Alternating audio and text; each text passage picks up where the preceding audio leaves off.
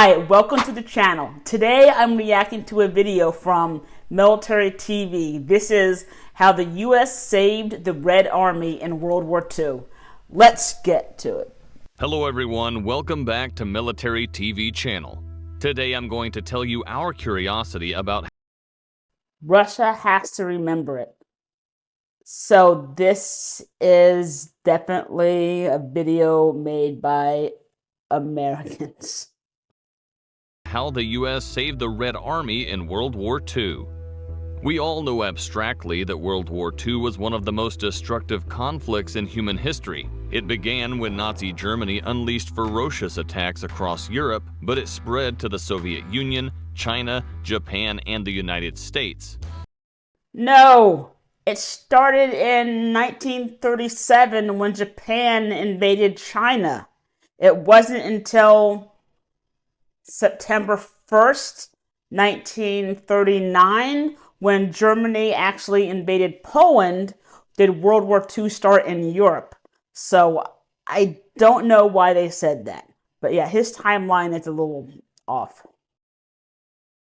The war dragged on for 6 bloody years until all allies defeated Nazi Germany and Japan in 1945.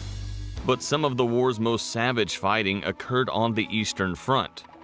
The fighting on the Eastern Front was terrible and incessant, brutal beyond belief. It was some of the most brutal fighting of the European theater, but the most brutal fighting of the war was definitely in the Pacific with Japan. The two principal belligerent powers were Germany and the Soviet Union, along with their respective allies. Both sides fought with demonic fury, the Germans to crush the hated Slavs and the Soviets to defend the sacred soil of Mother Russia. Though never engaged in military action in the Eastern Front, the United States and the United Kingdom, allies, both provided substantial material aid in the form of the lend-lease to the Soviet Union. All large quantities of various military equipment that supplied to the USSR by the Western Allies, such as motor vehicles and fighter planes, and most of all helped the Soviets survive while the most difficult periods of the war with Germany. We failed to mention Canada. Canada also sent supplies over to the USSR. In a November 1941 letter to Roosevelt, Soviet Premier Joseph Stalin wrote, "Your decision, Mr. President, to give the Soviet Union an interest-free credit of $1 billion in the form of material supplies and raw materials has been accepted by the Soviet government with heartfelt gratitude as urgent aid to the Soviet Union in its enormous and difficult fight against the common enemy, bloodthirsty Hitlerism." I wonder what $1 billion is today after inflation, because that is a huge number.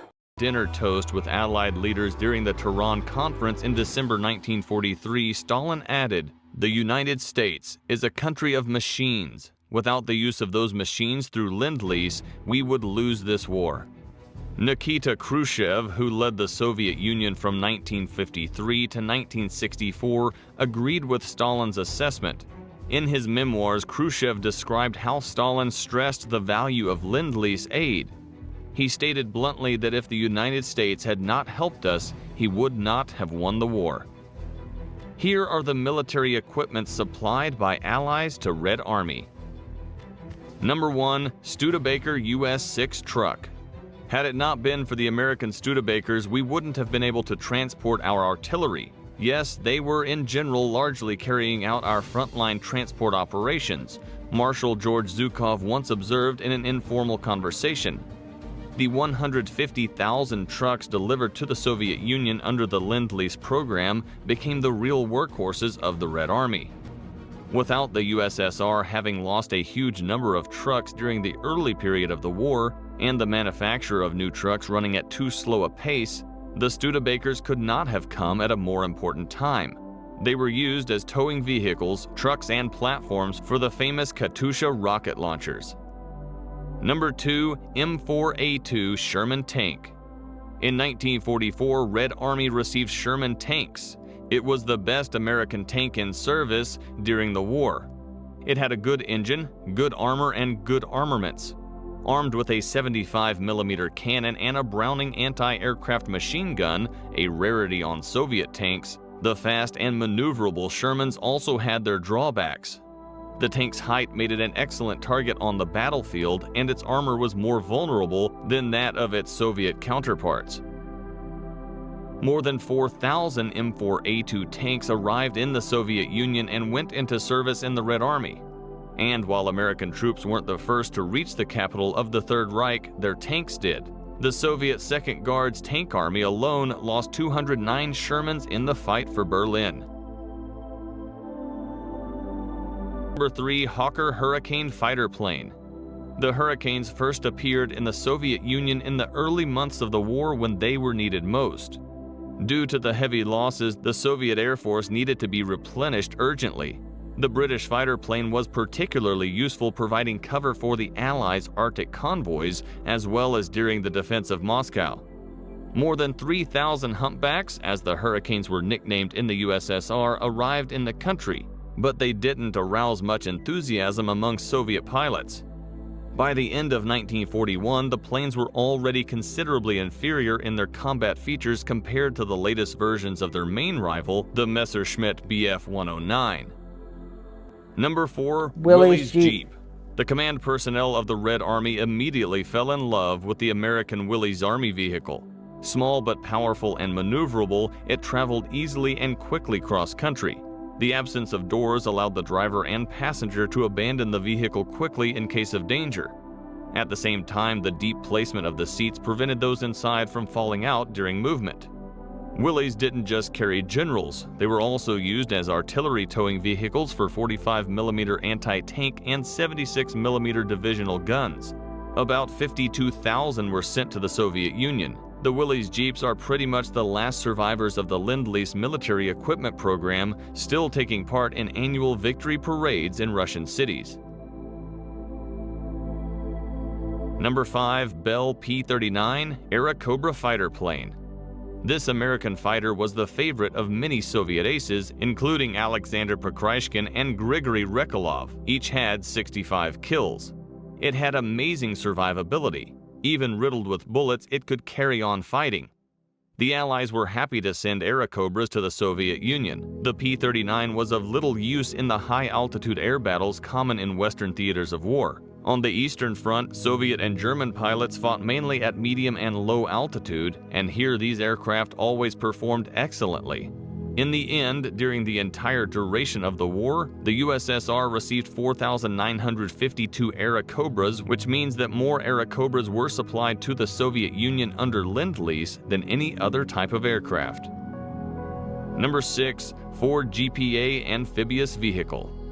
These amphibious vehicles were not very popular with American soldiers. They sat low in the water, causing waves to swamp the hull even during light choppiness at sea. So that vehicle actually made its rounds during World War II. It participated in the Pacific Theater as well as the D-Day landings and the Eastern Front. On the other hand, the Red Army, which mainly had to ford rivers, was quite pleased with the GPAs. Unlike motorboats, the GPAs didn't require complicated operations when being transported, launched, or landed. In April 1944, 11 separate motorized special operations battalions were formed using Ford GPAs to cross rivers and reach the enemy-occupied side, as well as to clear the beachheads of mines and hold areas until friendly troops arrived. In total, the Soviet Union received about 3,000 of these vehicles from the Allies. The Red Army gave them the designation Ford 4. So they received 3,000 of them. However, I think only 12,000 were made.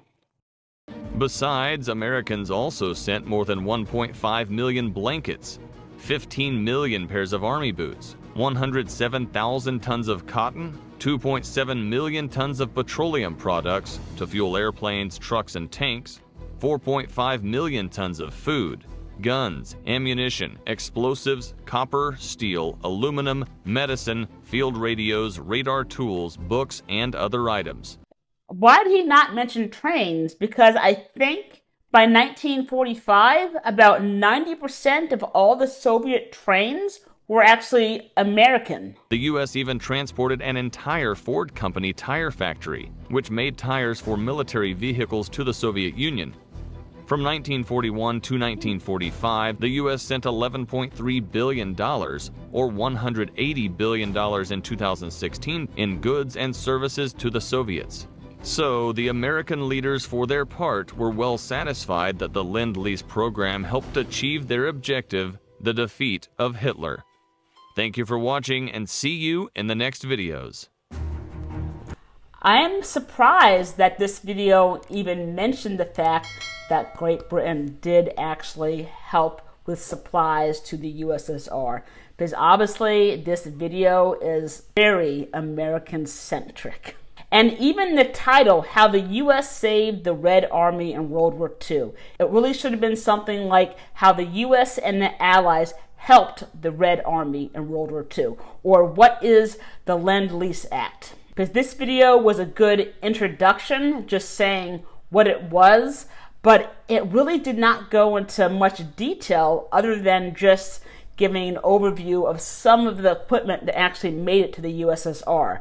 But I do think that this video does bring up a lot of topics for discussion, such as, could the USSR have defeated Nazi Germany without the help of the US and its allies? What I need to do is to find a better video on this topic, all about the Lend-Lease Act and its impact. If you do want to get a good perspective on just how many people actually died in this war, then please go ahead and check out this video right here.